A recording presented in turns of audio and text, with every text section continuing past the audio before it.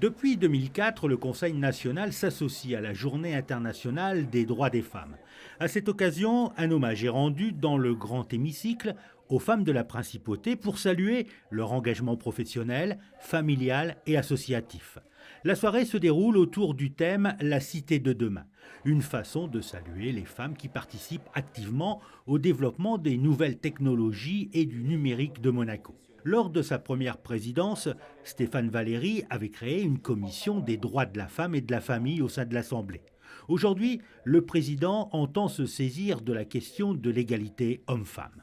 Il y a de convaincre le gouvernement de créer une commission de réclamation contre les inégalités salariales qui réunirait des représentants des associations des femmes de ce pays, bien sûr des représentants de l'administration et des élus, et qui veillerait justement à un meilleur respect de l'égalité salariale.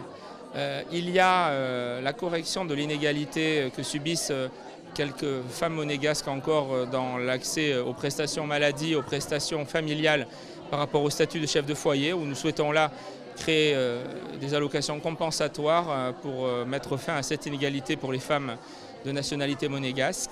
Il y a la lutte contre les violences aussi, qui est un sujet important et préoccupant, où nous voulons donner à l'association qui lutte à Monaco, donc pour les victimes d'infractions pénales, nous voulons lui donner un local et des moyens plus importants pour lutter contre ce fléau.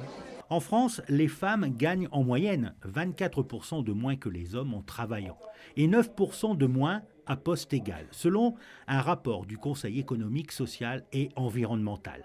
Une injustice. C'est donc toute la société qui doit s'impliquer dans ce combat et ça commence dès le plus jeune âge.